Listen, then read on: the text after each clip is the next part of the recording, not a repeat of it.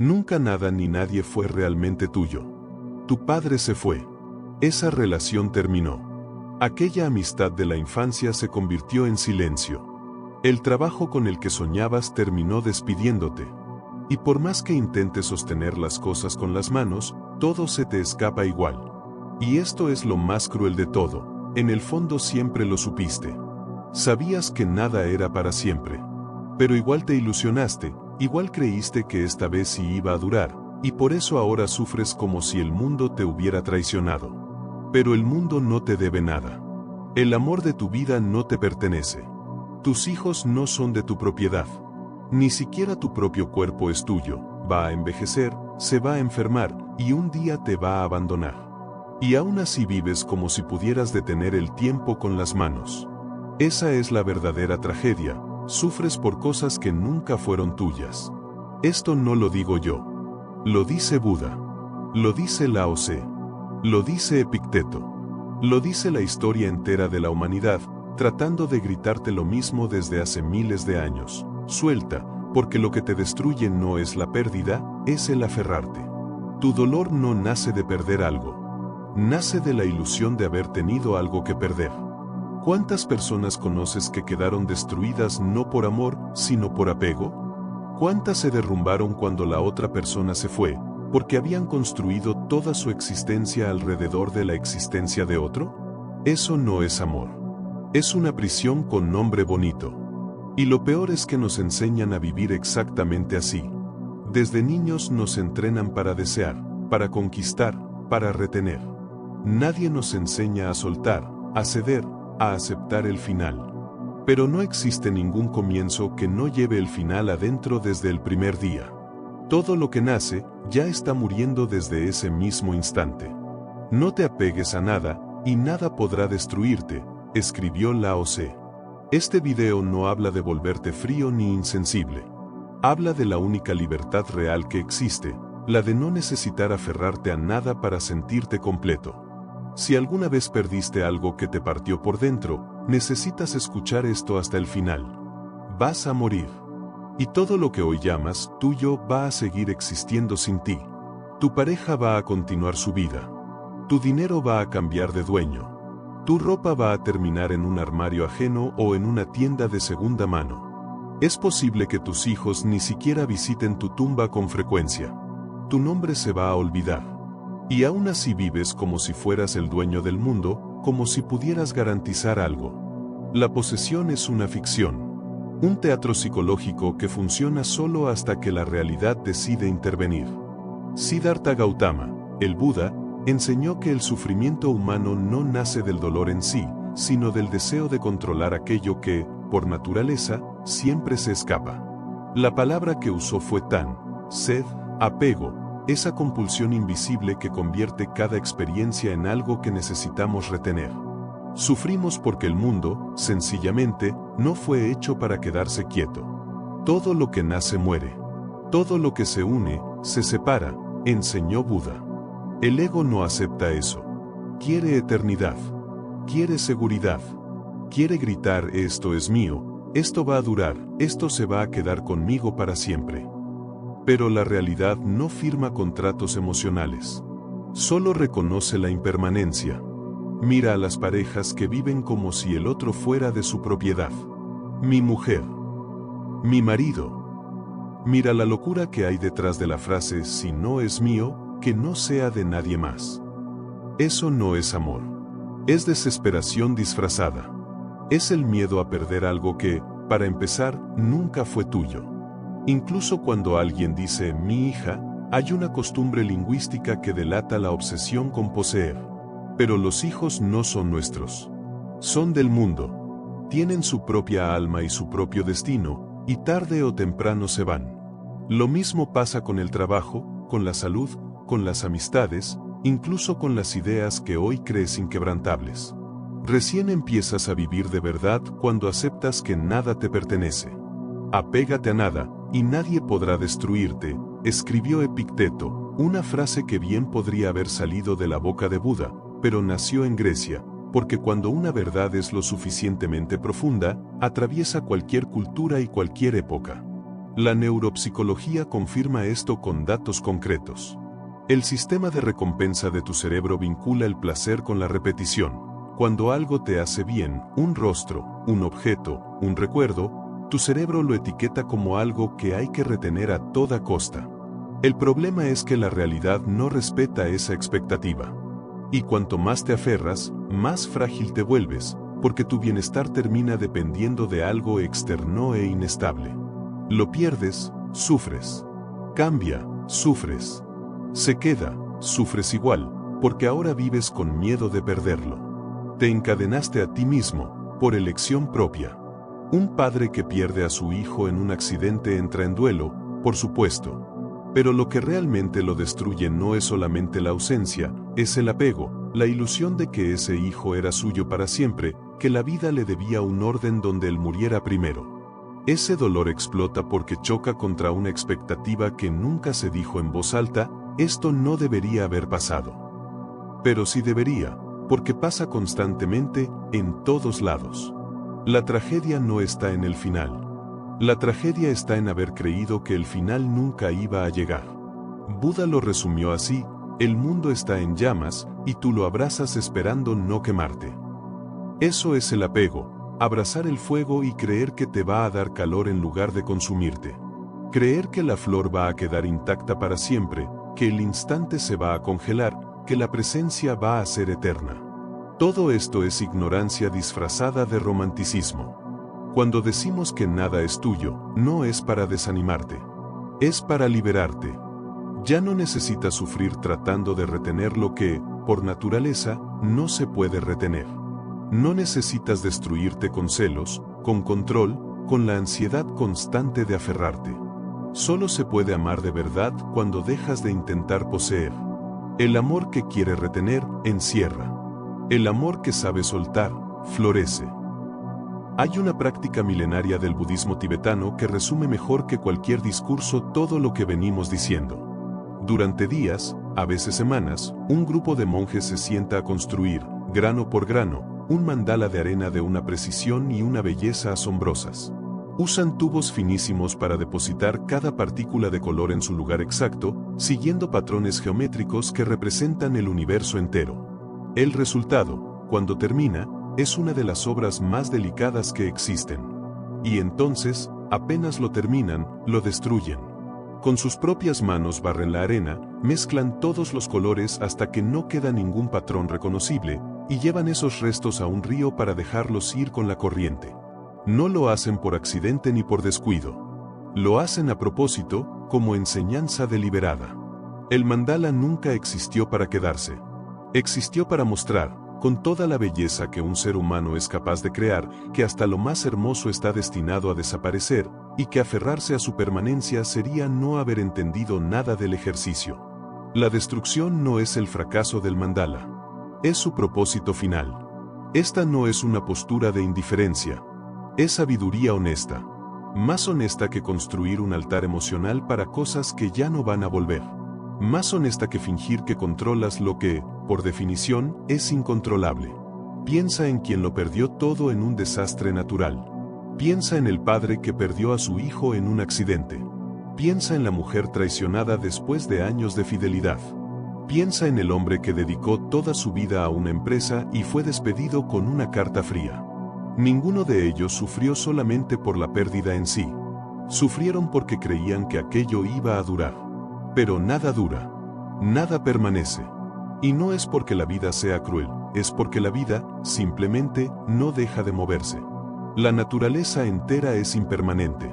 Las estaciones cambian. Las mareas suben y bajan. Tu rostro envejece. Tu cuerpo se debilita. Las emociones van y vienen. Incluso las ideas que jurabas defender hasta la muerte, cambian, y a veces ni siquiera te das cuenta de en qué momento lo hicieron. Esto no es un defecto de la vida.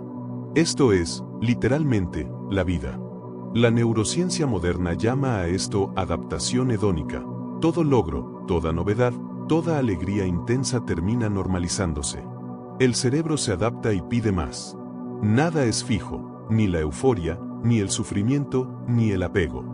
El problema aparece cuando construimos muletas del tipo, solo voy a ser feliz si él se queda, si tengo esto, si dura.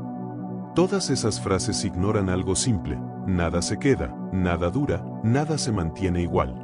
Es tan imposible defender el apego frente a esta realidad como pelear contra el viento por cambiar de dirección. Aferrado, vives en guerra con el tiempo. Desapegado, vives en paz con la naturaleza misma de las cosas. Y no te estamos diciendo que no ames. Te estamos diciendo que ames sin cárcel, sin intentar congelar el instante, sin exigir garantías, sin prometer eternidades que nadie está en condiciones de cumplir.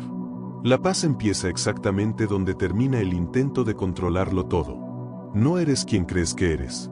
Nunca lo fuiste.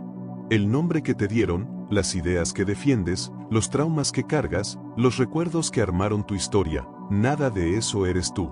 Son capas acumuladas sobre algo que tal vez ni siquiera exista de la forma en que imaginas.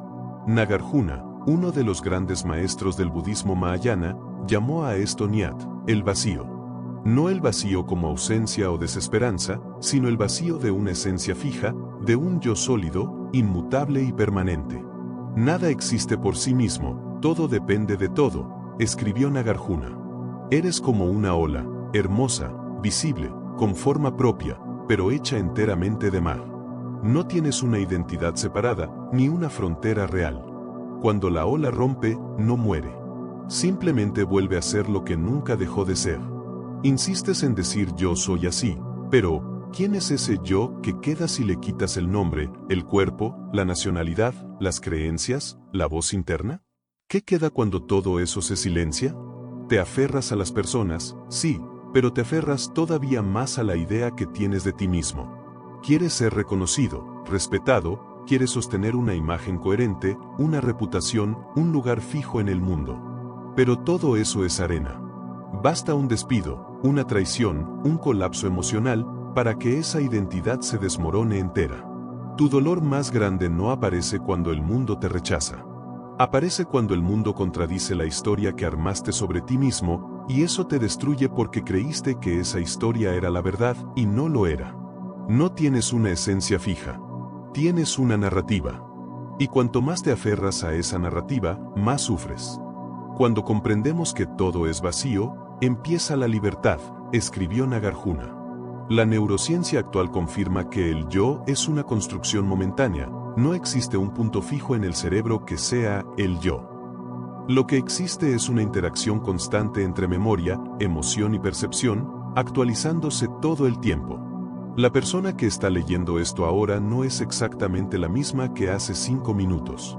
Entonces, ¿por qué te esfuerzas tanto en proteger una imagen congelada de ti mismo? Porque el ego tiene miedo. Miedo de disolverse, miedo de no ser nadie. Pero ese nadie es, en realidad, lo mejor que te podría pasar. Fíjate cómo la mayoría de tus dolores tienen que ver con el ego herido. No me dieron el reconocimiento que merecía, me humillaron, me cambiaron por otra persona, me olvidaron. Todo eso parte de la premisa de que eres algo fijo que necesita ser validado constantemente. Pero si ese yo es una ilusión, no hay nada que proteger. Y si no hay nada que proteger, no hay nada que realmente pueda herirte. No se trata de convertirte en alguien sin emociones. Se trata de dejar de organizar toda tu vida alrededor de una identidad que, para empezar, nunca terminó de ser tuya. Lo quieres todo. Quieres atención, quieres paz, quieres éxito, quieres que te amen, quieres que te noten, quieres tener siempre la razón, quieres comodidad e intensidad al mismo tiempo, quieres estabilidad y aventura a la vez, quieres libertad y control simultáneamente. El resultado de querer todo eso junto, ansiedad, frustración, angustia, apuro constante, y un vacío que nunca se llena del todo. Estás agotado, pero no paras, porque aprendiste a existir como un animal que siempre tiene hambre. Aprendiste que vivir es desear todo el tiempo, y nadie te avisó que quien lo quiere todo, en realidad, no tiene nada. Nada es suficiente para quien lo suficiente le parece poco, escribió Epicuro, una frase que rompe completamente la lógica del mundo moderno, porque absolutamente todo a tu alrededor fue diseñado para mantenerte queriendo más de lo que necesitas, más de lo que puedes conseguir, más de lo que puedes sostener. El deseo promete alivio, pero entrega dependencia. Consigues algo, sientes placer, y poco después sientes de nuevo la falta, porque el placer pasa y lo único que queda es la sed. Esa misma sed que Buda llamaba Tan, el deseo que corrompe y esclaviza.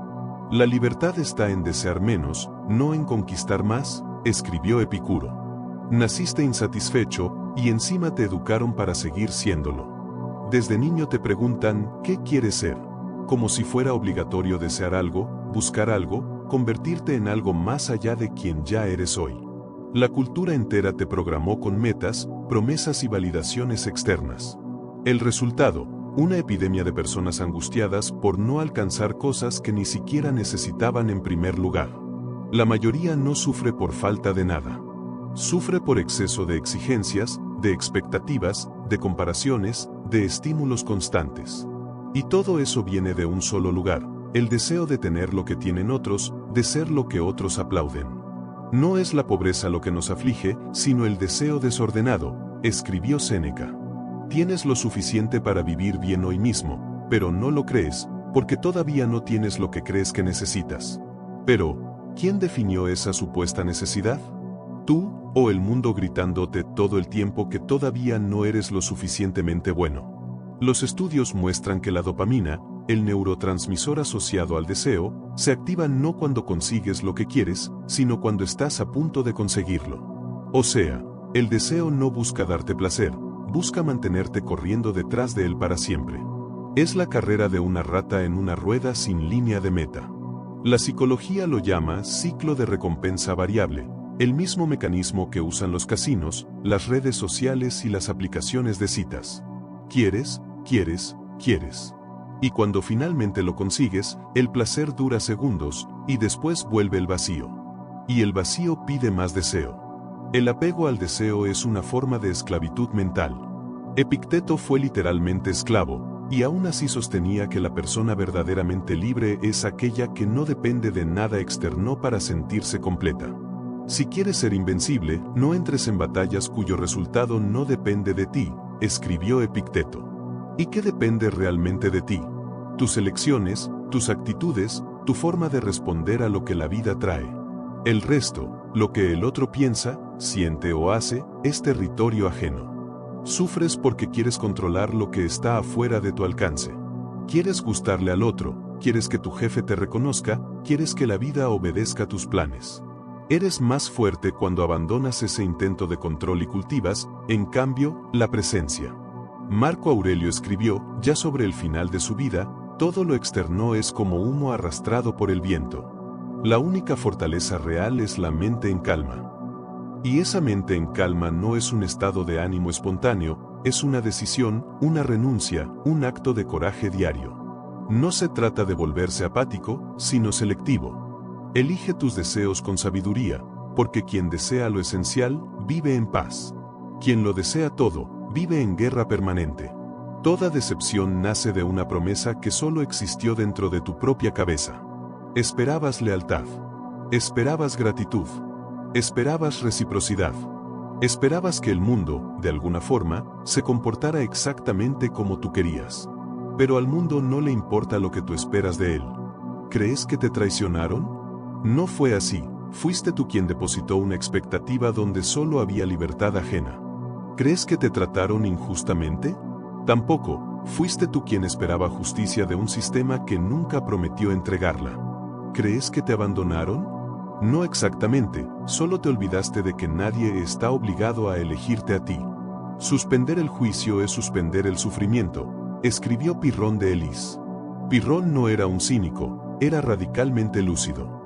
Sostenía que el problema nunca es la realidad en sí misma, sino el juicio que hacemos sobre ella.